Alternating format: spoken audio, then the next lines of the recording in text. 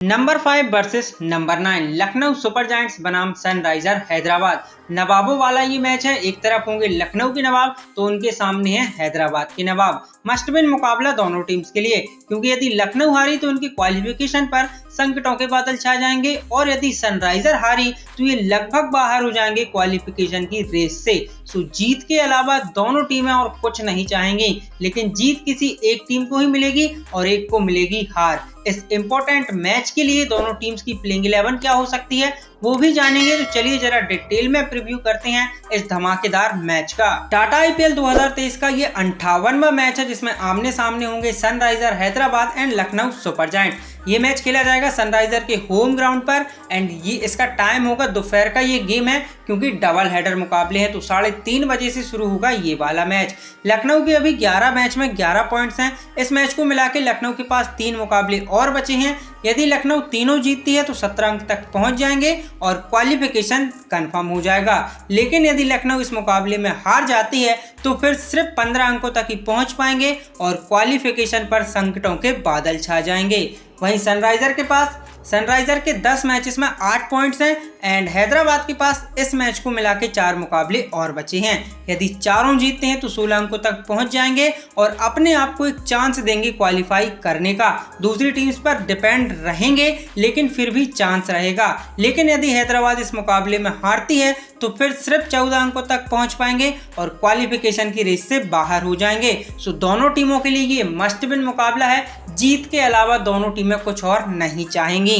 दोनों टीम्स की प्लेइंग 11 क्या हो सकती है इस मैच के लिए। लखनऊ की प्लेइंग 11 की बात करें तो ये प्रीवियस प्लेइंग 11 है एंड आई थिंक दीपक हुड्डा की जगह इस मैच में हमें चेंजेस देखने को मिल सकते हैं, क्योंकि दीपक हुड्डा का यदि आप फॉर्म देखें इस सीजन तो बहुत ही ज्यादा साधारण रहा है। दीपक हुड्डा के बल्ले से इस सीजन एक भी 50 नहीं निकली है। 50 छोड़िए, दीपक हुड्डा का हाईएस्ट स्कोर इस सीजन का 17 रन है। तो दीपक हुड्डा बिल्कुल भी लेमा नहीं है। तो मेरे हिसाब से टीम उनकी जगह प्रेरक मनकड़ या फिर मनन बोहरा, इन दोनों में से किसी एक को चांस दे सकती है। यदि प्रेरक मनकड़ को देते हैं तो वो ऑलराउंडर एबिलिटी लेके आते हैं, बैटिंग बॉलिंग दोनों देंगे प्लस लोअर ऑर्डर में बल्लेबाजी करते हैं। एंड यदि मनन बोहरा को लेके आते हैं तो वो आपके लिए टॉप ऑर्डर में बल्लेबाजी करेंगे एंड कमाल के बल्लेबाज है मनन बोहरा। इसके अलावा मुझे नहीं लगता कि लखनऊ अपनी प्लेइंग 11 में और कोई छेड़छाड़ करेगी एंड करना भी नहीं चाहिए। दीपक हुड्डा का फॉर्म नहीं है, इसलिए मुझे लगता है कि उनकी जगह बदलाव कर लेने चाहिए। एंड इसके अलावा सेम प्लेइंग 11 रहेगी लखनऊ की।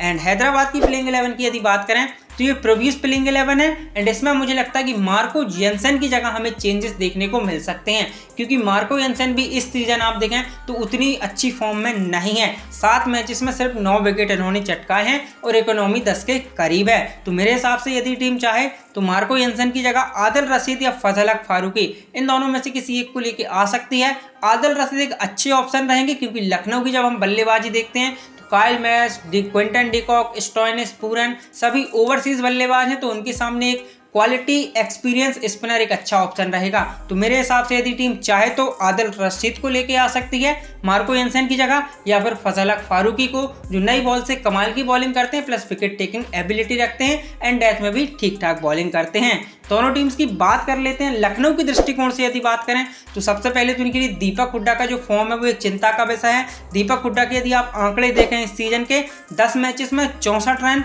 7.11 का औसत, स्ट्राइक रेट 92 के करीब और हाईएस्ट स्कोर 17 रन है। तो आप समझ सकते हैं कि दीपक हुड्डा इस सीजन बिल्कुल भी लेमन नहीं है और ये लखनऊ के लिए चिंता का विषय है, क्योंकि दीपक हुड्डा पिछले सीजन इनके one of the key batsman थे। हुड्डा स्पिन और पेस दोनों कमाल की खेलते हैं, लेकिन इस सीजन बिल्कुल भी लेमन नहीं है।